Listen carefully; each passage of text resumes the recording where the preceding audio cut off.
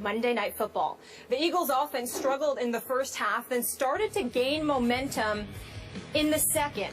Looking like that highly touted offense many of us expected, but the Eagles missed a chance to go ahead when they missed a field goal with 2:27 to go. Then Ricardo Allen's interception sealed the win with 1:11 remaining, and the Falcons came back to beat the Eagles 26-24 after squandering a 17-point halftime lead, giving Dan Quinn an upset victory in his first game as Falcons coach. I want to mention Julio Jones owned the Eagles secondary all night, 141 yards receiving and 2 TDs.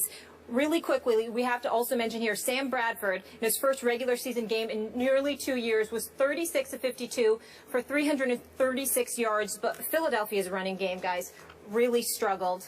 Skip, are the Eagles overrated? Stephen A. Smith, I can only speak for myself here. I think I overrated them a little bit off the sensational preseason that they had in all 4 games. I was watching all 4 games because I was mostly waiting to see how that guy, that Tebow guy, would do. But I did watch all 4 of their exhibition games, and they looked like they were going to beat the world. They looked like world beaters under Chip Kelly, and he looked like a genius. Last night, they didn't look quite as explosive as I thought they were going to be when the games counted. And they looked a little, if I may say, less improved on defense, a little more vulnerable on defense than I thought. So I'm sticking with what I thought, that they will be a wild card team and that they will finish second to my Cowboys in the NFC East. But as a Cowboy fan, if I may qualify or disqualify myself, I'm not quite as concerned about Chip Kelly's Eagles as I was before last night. They do have a big kicker issue with Cody Parkey, and he missed the crucial one late. And I think they're going to have to fix that sooner than later. So that's going to linger over this franchise. And Molly mentioned it. Julio Jones just went off last night. Byron Maxwell had a man-to-man a lot. There's no shame there. Julio's going to do that to a lot of players. So I'm not going to hold that against a Byron Maxwell, who will not have to face a Julio Jones when my Cowboys visit Philadelphia this Sunday afternoon, because obviously there's going to be no Dez Bryant. But Sam Bradford, Molly mentioned, I think we saw again my issues with Sam Bradford. When you don't protect him among franchise quarterbacks, he will fade and fold under pressure, maybe worst of all, worst of any of them. And in the first half, Atlanta got consistent heat on Sam Bradford, and he was folding and ducking and rolling on the ground. He took some shots in the first half, and they struggled, and they trailed at halftime 20-3. I don't know what Chip Kelly said or did or fixed at halftime, but they look like a different football team. They look more like the offense I thought we would see in the second half, and Sam Bradford goes 21-25 for 219 in that second half with a touchdown. And obviously, Jordan Matthews muffed a pass that he should have caught. Listen, Jordan Matthews is a great kid from a great school, and he will be fine. He's going to have to grow through this, but that cost them in the end the chance to go win that game after they'd missed the field goal. Now, last point before I hand off to you. Speaking of handoffs, my man DeMarco Murray didn't get many of them. I think he started to find last night that money can't buy happiness, DeMarco, because you're not in Dallas anymore. They're not going to just line you up behind a big, bad offensive line and say, here's the ball, run north and south. Chip Kelly likes to trick people. He likes the east-west power sweeps. And DeMarco, what did he have, 8 carries for 9 yards, 4 catches for 11 yards? He'll never say anything publicly, but Stephen A., I think he saw the handwriting on his new locker room wall last night. He's not going to be nearly as big a part of this offense, featuring a Darren Sproles and a Ryan Matthews. And last night, 52 passes from Sam Bradford, in part because they fell behind. But I think DeMarco is going to be an unhappy camper, though he'll never say so publicly.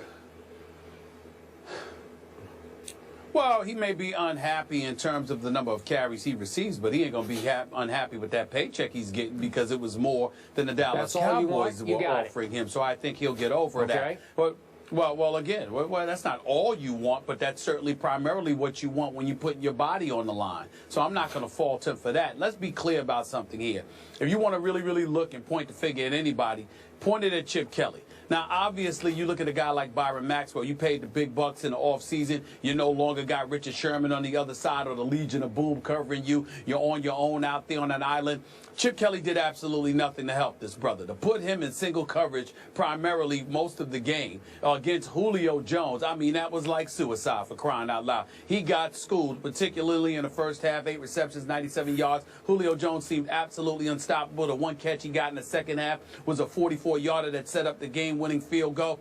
That's definitely on Maxwell from a talent perspective because he didn't seem to be on Julio Jones' level. I mean, for crying out loud, there were times when I looked out there and I was wondering whether or not Bradley Fletcher was still playing for the Philadelphia Eagles instead of Byron Maxwell. So that's certainly on him. He gets the big bucks. You got to show up.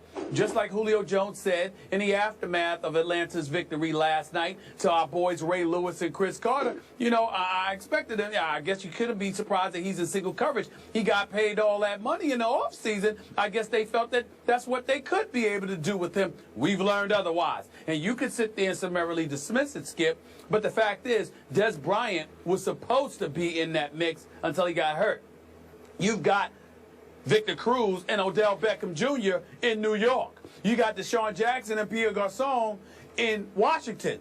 I'm not saying they're Julio Jones, outside of Des Bryant, of course, because he is. Outside of that, I'm not saying the rest of them are Julio Jones, but they are no scrubs. These boys can play. And so Byron Maxwell is going to have to step up and be that elite corner that he wanted to get paid for being. Having said all of that, you're Chip Kelly. You got to know that Byron Maxwell doesn't need to be in that situation against Julio Jones. I mean, it didn't take long to realize it was going to be a long night that Julio Jones was ready to ball. That's number one. Number two, DeMarco Murray, you running east-west. I thought Chip Kelly wanted him in from Dallas and Philadelphia because he wanted north and south runners. So that certainly turned me off a little bit. Number three, the Eagles' defense. They bended a lot. They didn't break ultimately because they were able to come back, but they bended a lot. And so I'm looking at it from that perspective, and I'm saying there's reason for concern, but I saw a lot of things that I liked about the Eagles. I didn't think Sam Bradford had a bad game. I didn't have a problem with him going down, getting smacked around. As long as he got up and still slung the ball for over 350 yards, I got no problem with that, man. Darren Sproles, he was balling. Jordan Matthews, despite that late drop, was balling. But let's also come back to Chip Kelly on this point. As much of a stud as Jordan Matthews is, he's still a second-year receiver. That's your number one guy? You don't think it would have behooved you to have an experienced wideout on the football field with him? You got the rookie in Aguilar. You've got Jordan Matthews. Don't get me started with Riley Cooper. Ertz made a tremendous catch. Brett Selleck can play. But you got a second year. I like Jordan Matthews a lot. So do I. Okay? And it ain't because he's from Vanderbilt like you throw out up there with your homer self. It's why we should all love him. Jordan Matthews can play. He just had no business. He just had absolutely positively no business being the team's number one option. So there's some question marks with the Philadelphia Eagles. I'm still not diverting away from my pick for them to win the NFC East. But some of the things that Chip Kelly wanted to do, there were some positives there. But questions about what he had done in the offseason came to light. Positive, Kiko Alonso, that big-time interception. That was a spectacular interception in the end zone because Atlanta could have put it away in the first half. That's good. The bad is the usage of DeMarco Murray, okay? Jordan Matthews being your number one. I think Jeremy Maclin could have been somebody that stayed there, number two. And obviously you look at it from the perspective of DeMarco Murray and how he was used, running east-west instead of north-south or whatever. You look at Chip Kelly, there's some question marks there as well. But let's also give Atlanta some credit. They still have some work to do. But I like what I saw from Dan Quinn's squad. They were going after the Eagles, particularly in that first half. I haven't seen Atlanta's defense play that way, the way they played in the first half. I haven't seen them play that way in years. So clearly there is a culture change that's taken place in the ATL. And that's why they were my pick to win the NFC South. And I believe that I've seen nothing to change my mind on that point. Yeah, I would need to give you credit for that because I also liked what I saw from Atlanta, and I was surprised by what I saw from Atlanta. And back to your receiver point quickly, Remember, I thought Nelson Aguilar was going to have a breakout splash of a coming out party on Monday Night Football because he showed you that in all 4 of the preseason games. And the Monday Night Lights, I guess, were a little too bright for him. He caught 1 ball for 5 yards, looked lost on the first, that 1 ball that was thrown to him. So there were only 2 targets. He was only throwing 2 balls the whole night. I don't know if he wound up in Chip's doghouse or Sam Bradford didn't trust him enough. He still could have a coming out party against my Cowboys on Sunday because he is an explosive, talented young man. Well, he is. He's got a lot of talent. The bright lights might have gotten too much for him, but his first NFL regular season game. Give the brother a break. I'm not going to call him out on that. He's got a lot of potential. The upside is tremendous. Let's leave it at that. The bright lights of Monday Night Football in your first game, I mean, that happens. Where I would say to you that you need to watch, what you need to watch for, Skip, is this.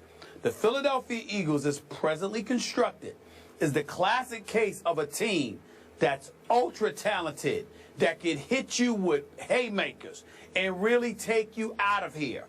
The flip side is, if you get physical with them, you put a hat on them, you can sort of mess with them a little bit. Always the case. They're not the most physical team in the world offensively.